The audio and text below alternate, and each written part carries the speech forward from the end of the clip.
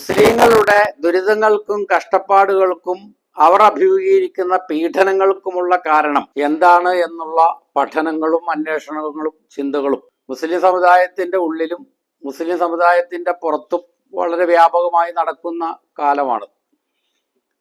നമ്മുടെ സമകാലിക ജീവിതത്തിലെ ശക്തമായ ഒരു സാന്നിധ്യം എന്നുള്ള നിലയ്ക്ക് അങ്ങനെ ഉണ്ടാവുക സ്വാഭാവികവും ആണ്. അതിൽ ഉന്നയിക്കപ്പെടുന്ന ഒരു പോയിന്റാണ് മുസ്ലിങ്ങൾ ഇങ്ങനെ അരികുവൽക്കരിക്കപ്പെടാൻ അല്ലെങ്കിൽ വേട്ടയാടപ്പെടാനുള്ള കാരണം മുസ്ലിങ്ങളുടെ സ്വമത സത്യവാദമാണ്, മുസ്ലിങ്ങളുടെ ഏകമത സത്യവാദമാണ്. ഇതിനുള്ള പരിഹാരം മുസ്ലിങ്ങളൊക്കെ സർവമത സത്യവാദികളായി കഴിഞ്ഞാൽ മുസ്ലിങ്ങൾ കൂടുതൽ വിശാലരാകും, അവർ കൂടുതൽ സൽഗുണ സമ്പന്നരായിത്തീരും, അവര് എല്ലാ നന്മകളുടെയും മൂർത്തി ഭാവങ്ങളായിട്ട് മാറും എന്നുള്ള ഒരു കാഴ്ചപ്പാട് മുന്നോട്ട് വയ്ക്കപ്പെടുന്നുണ്ട്.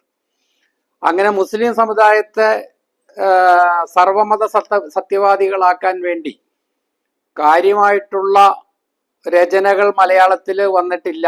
അതിൽ ആദ്യമായിട്ടുണ്ടായത് സമകാലിക മലയാളം വാരികയിൽ സർവമത സത്യവാദം ഖുർആനിൽ എന്നോ മറ്റോ ഉള്ള ശീർഷകത്തിൽ നമ്മുടെ ഒരു യൂണിവേഴ്സിറ്റിയുടെ വൈസ് ചാൻസലർ ആയിരുന്ന മാന്യദേഹം, അദ്ദേഹം പിന്നീട് BJP-യിൽ ചേർന്ന ആളാണ്. അദ്ദേഹം അന്ന് BJP ചേർന്നിട്ടില്ല, അന്ന് അങ്ങനെ ഖണ്ണശ അദ്ദേഹം ലേഖനം എഴുതിയിരുന്നു. പിന്നീട് ആ ലേഖനങ്ങളെല്ലാം കൂടി ചേർത്ത് ഒരു പുസ്തകമായിട്ട് കുരുക്ഷേത്ര പ്രകാശൻ, RSSന്റെ പ്രസാധനാലയമായ കുരുക്ഷേത്ര പ്രകാശൻ പ്രസിദ്ധീകരിക്കുകയുണ്ടായി.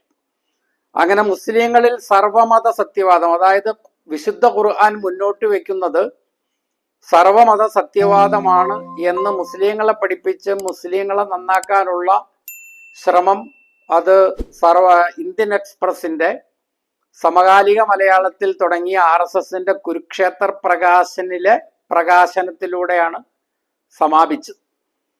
ഏതായാലും അദ്ദേഹം BJP-യിൽ ചേരാതിരുന്നുവെങ്കിൽ ഒരുപക്ഷെ ഇതിലെന്തോ കാര്യമുണ്ട് എന്ന് ഉള്ള ഒരു ചിന്ത പലരിലെങ്കിലും ഉണ്ടായേനെ. അപ്പൊ അതിൻ്റെ ഇടയ്ക്കാണ് ഏകദേശം അതേ ആശയത്തോട് അടുത്തു നിൽക്കുന്ന ഒരു പുസ്തകം എൻ്റെ ഒരു പരിചയക്കാരൻ വേറെ എഴുതി. അതിന് അവതാരിക എഴുതിയതും ഈ മാന്യദേഹമാണ്.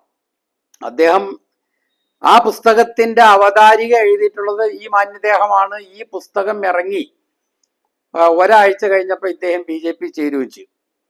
അപ്പൊ ഏതായാലും ഈ സർവമത സത്യവാദം ആണ് ഖുർആൻ മുന്നോട്ട് വയ്ക്കുന്നത് എന്നുള്ള കാഴ്ചപ്പാട് മുസ്ലിങ്ങൾ അംഗീകരിച്ചാൽ അതിന്റെ ഗുണഭോക്താക്കൾ BJP ആണ്, RSS ആണ് എന്ന് ആരോപിക്കുന്നവർക്ക് അങ്ങനെ ആ ആരോപണത്തിന് സാധൂകരണമാകുന്ന തരത്തിലുള്ള ഇത്തരം ചില സംഭവ വികാസങ്ങൾ ഉണ്ടായി.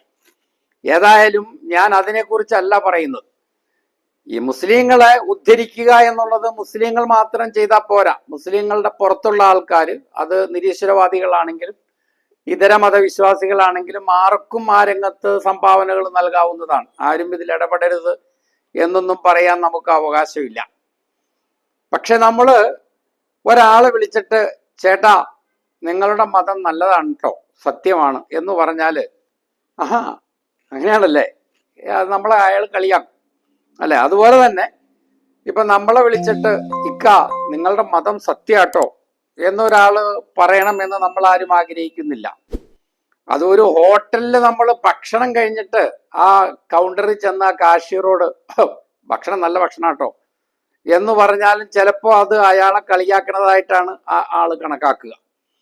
അപ്പൊ ഈ സർവമത സത്യവാദം, അതായത് ഓരോ മതക്കാരെ കാണുമ്പോഴും നിങ്ങളുടെ മതം സത്യമാട്ടോ എന്ന് നമ്മൾ സർട്ടിഫിക്കറ്റ് കൊടുക്കുക, അവര് നമുക്കും സർട്ടിഫിക്കറ്റ് തരിക. അപ്പൊ ഇങ്ങനെ ഉണ്ടായില്ലെങ്കിൽ ഓരോ മതക്കാരിലും മേന്മാബോധം അതുണ്ടാകും. അത് ഈ ലോകത്ത് അശാന്തിയും അസമാധാനവും കലഹവും കലാപങ്ങളും ഉണ്ടാക്കുമെന്നാണ് ചില നിഷ്കളങ്കർ വാദിക്കുന്നത്. മേന്മാബോധമുണ്ട് എന്നുള്ളത് കൊണ്ട് മാത്രം കലാപം ഉണ്ടായിക്കൊള്ളണമെന്നോ അപരന്റെ ജീവിക്കാനുള്ള അവകാശത്തെ അപരന്റെ സ്വത്ത് അല്ലെങ്കിൽ അപരന്റെ അഭിമാനം അതിനെ ധ്വംസിച്ചുകൊള്ളണമെന്നൊന്നുമില്ല. മേന്മാബോധത്തിൽ നിന്ന് മത്സരാത്മകമായ ഒരു ധാർമ്മിക ബോധം, ഒരു നൈതിക ബോധമാണ് ഉണ്ടാവുന്നതെങ്കിലോ അത് നല്ലതല്ലേ. അതായത് ഞാൻ കുറച്ച് മേന്മയുള്ള ആളാണ്, എൻ്റെ മതം ഹൈർ ഉമ്മത്താണ് ഞങ്ങൾ.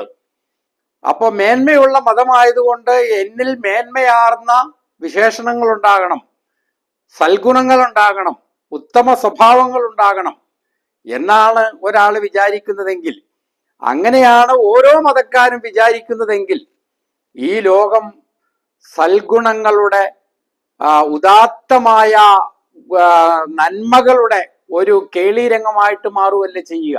അതല്ലേ ഉണ്ടാവേണ്ടത്. ലികുല്ലിൻ ജഅൽനാ മിൻകും ശിർഅത്തൻ വമിൻഹാജ, നിങ്ങളിൽ ലികുല്ലിൻ ജഅൽനാ മിൻകും ശിർഅത്തൻ വമിൻഹാജ, നിങ്ങളിൽ നിന്നുള്ള എല്ലാവർക്കും ഞാൻ ഓരോ സരണിയും ഓരോ നിയമവും ഉണ്ടാക്കിയിരിക്കുന്നു. വലൗ ശാ അല്ലാഹു ലജഅലക്കും ഉമ്മത്തൻ വാഹിദ, അള്ളാഹു ഉദ്ദേശിച്ചിരുന്നുവെങ്കിൽ അവൻ നിങ്ങളെ ഒരൊറ്റ സമുദായം ആക്കിയേനെ. പക്ഷെ അങ്ങനെ ആക്കിയില്ല. അങ്ങനെ ആക്കാതിരുന്നത് വലാക്കില്ലി യബ്ലുവക്കും ഫീമാ ആത്താക്കും, നിങ്ങൾക്ക് നൽകിയിട്ടുള്ളതിലൂടെ നിങ്ങളെ ദൈവം പരീക്ഷിക്കുന്നതിന് വേണ്ടിയാണ്. ഫസ്തബിഖുൽ ഖൈറാത്ത്, അതിനാൽ നന്മയിൽ നിങ്ങൾ പരസ്പരം മത്സരിക്കുക. അങ്ങനെ ഓരോ മതക്കാരനും എൻ്റെ മതമാണ് സത്യം, എൻ്റെ മതമാണ് ശരി, എൻ്റെ മതമാണ് ഉത്കൃഷ്ടം എന്ന് വിശ്വസിക്കുകയും ആ ഉത്കൃഷ്ടഭാവം തൻ്റെ സ്വഭാവത്തിലൂടെ, തൻ്റെ പ്രവർത്തനങ്ങളിലൂടെ, തൻ്റെ പെരുമാറ്റങ്ങളിലൂടെ, തൻ്റെ ആദാന പ്രദാനങ്ങളിലൂടെ, തൻ്റെ സഹവർത്തിത്വത്തിലൂടെ അയാൾ ഈ ലോകത്തിന് മുമ്പിൽ പ്രകാശിപ്പിക്കുകയാണെങ്കിൽ അത് എത്ര മനോഹരമായ ഒരു ദൃശ്യമായിരിക്കുമെന്ന് നമ്മൾ ചിന്തിക്കുക. അപ്പൊ അതുകൊണ്ട് ഓരോരുത്തരെയും കാണുമ്പോൾ നിങ്ങളുടെ മതം സത്യാട്ടോ എന്ന് പറഞ്ഞുകൊണ്ട് നടക്കുന്ന ഒരവസ്ഥ ഇല്ലാതെ തന്നെ, അതല്ലെങ്കിലും നമ്മൾ ആലോചിച്ച് നോക്കിയേ, നമ്മുടെ നാട്ടില് എല്ലാ മതങ്ങളിലും എല്ലാ സമുദായങ്ങളിലും ഒരുപാട് ഉത്കൃഷ്ടരായ, മാതൃകായോഗ്യരായ, അനുകരണീയരായ, സൽഗുണസമ്പന്നരായ ആളുകൾ ഉണ്ടായിട്ടുണ്ട്. അവര് പരസ്പരം സഹകരിച്ച് പ്രവർത്തിച്ചിട്ടുണ്ട്. മൗലാന അബുൽ കലാം ആസാദും മഹാത്മാഗാന്ധിയും സഹകരിച്ച് പ്രവർത്തിച്ചവരാണ്. അവര് കൂടെ നിങ്ങളുടെ മതം സത്യാട്ടോ എന്ന് മഹാത്മാഗാന്ധി അബുൽ കലാം ആസാദിനോടും, അബുൽ കലാം ആസാദ് മഹാത്മാഗാന്ധിയോടും പറയുന്നതിലൂടെ ആയിരുന്നില്ല അവരുടെ രാഷ്ട്രത്തിന് വേണ്ടിയുള്ള, സമൂഹത്തിന് വേണ്ടിയിട്ടുള്ള ഉദാത്തമായ പ്രവർത്തനങ്ങൾ ഉണ്ടായത്. ഇനി അതിനപ്പുറം നമ്മുടെ കേരളത്തിലെ ക്രിസ്ത്യാനികളും ഹിന്ദുക്കളും മുസ്ലിങ്ങളും ഒക്കെ കേട്ട് പരിചയിച്ച ഒരുപാട് ചരിത്ര പുരുഷന്മാരും നമ്മൾ കേട്ട ഒരുപാട് ഐതിഹ്യങ്ങളും ഒക്കെയാണ്. മങ്ങാട്ടച്ചനും കുഞ്ഞായി മുസ്ലിയാരും. അപ്പൊ മങ്ങാട്ടച്ചൻ കുഞ്ഞായി മുസ്ലിയാരോട് പറയാ നിങ്ങളുടെ മതം സത്യമാണ്. അപ്പൊ തിരിച്ചിങ്ങോട്ടും പറയാ നമ്മുടെ എല്ലാവരുടെയും മതം സത്യമാണ് എന്ന് പറയലായിരുന്നില്ല. മറിച്ച് ഓരോരുത്തരും അവനവന്റെ മതമാണ് സത്യം എന്ന് വിശ്വസിച്ചുകൊണ്ട് തന്നെ ആ സത്യത്തെ അവർ പ്രകാശിപ്പിച്ചത് അപരന്റെ അവകാശങ്ങളെയും അപരന്റെ അഭിമാനത്തെയും അപരന്റെ അസ്തിത്വത്തെയും ആദരിക്കുകയും അംഗീകരിക്കുകയും എല്ലാവരെയും സ്നേഹിക്കുകയും എല്ലാവരെയും സഹായിക്കുകയും ചെയ്തതിലൂടെയാണ്. മഹാനായ സയ്യിദ് അബ്ദുറഹ്മാൻ ബാഫിഖ് തങ്ങൾ, അദ്ദേഹവുമായിട്ട് സഹകരിച്ച് പ്രവർത്തിച്ചവരാണല്ലോ, അല്ലെങ്കിൽ ആ കാലഘട്ടത്തിൽ ജീവിച്ച വേറെ രാഷ്ട്രീയ നേതാക്കളാണല്ലോ ആർ ശങ്കറും പി ടി ചാക്കോയും കെ എൻ ജോർജും ഒക്കെ. അപ്പൊ അവരോടെല്ലാം സയ്യിദ് അബ്ദുറഹ്മാൻ ബാഫിഖ് തങ്ങൾ നിങ്ങളുടെയൊക്കെ മതം സത്യാട്ടോ എന്ന് പറയുകയും അവരെല്ലാം ബാഫിഖ് തങ്ങളോട് നിങ്ങളുടെ മതം സത്യാട്ടോ എന്ന് പറയുകയും ചെയ്യുന്നതിലൂടെ ആയിരുന്നില്ല അവര് വ്യത്യസ്ത മതങ്ങളിൽ ആയിരിക്കുമ്പോൾ തന്നെ ഈ സമൂഹത്തിലെ മാതൃകാ പുരുഷന്മാരും നമ്മുടെ എല്ലാ നേതാക്കന്മാരുമായിട്ട് വർത്തിച്ചത്. അപ്പോ ചുരുക്കത്തിൽ ഇത് പുതിയ ഒരു ഉത്കണ്ഠയിൽ നിന്നുണ്ടായി തീർന്നിട്ടുള്ളതാണ്. സർവമത സത്യവാദം ഇല്ലാത്തതാണ്. ഏകമത സത്യവാദികളായ ആളുകൾ മാറിയത് കൊണ്ടാണ്, അങ്ങനെ ജീവിക്കുന്നത് കൊണ്ടാണ് ഇവിടെ അസമാധാനം ഉണ്ടാകുന്നത്, അശാന്തി ഉണ്ടാകുന്നത്, മതസൗഹാർദ്ദത്തിന്, സമുദായ സൗഹാർദ്ദത്തിന് ഭംഗം ഉണ്ടാകുന്നത് എന്നുള്ള കാഴ്ചപ്പാട്. ഒരു സഹോദരൻ തിരുവനന്തപുരം മുതൽ കാസർഗോഡ് വരെ ഒരു വണ്ടി തള്ളിക്കൊണ്ടുപോയി. അദ്ദേഹം ഒരു സന്ദേശം നൽകാനാണ് ഉദ്ദേശിച്ചത്. എല്ലാ വേദങ്ങളും എല്ലാ മതങ്ങളും സത്യമാണ് എന്നുള്ള സന്ദേശം നൽകാനാണ് ഉദ്ദേശിച്ചത്. അത് എത്ര ആളുകൾ അത് ഉൾക്കൊണ്ടു എന്നറിയില്ല. ഏതായാലും അത്തരം ആളുകളുടെ ആ പ്രയത്നത്തെയൊക്കെ വിലമതിച്ചുകൊണ്ട് തന്നെ ഇതിൽ എത്രത്തോളം കാര്യമുണ്ട്, ഇതിൽ എത്രത്തോളം പ്രസക്തിയുണ്ട് എന്നുള്ളതെല്ലാം ഒരു പര്യാലോചനയ്ക്ക് വിധേയമാകേണ്ടതാണ് എന്ന് മാത്രമാണ് ഈ സന്ദർഭത്തിൽ പറയാനുള്ളത്.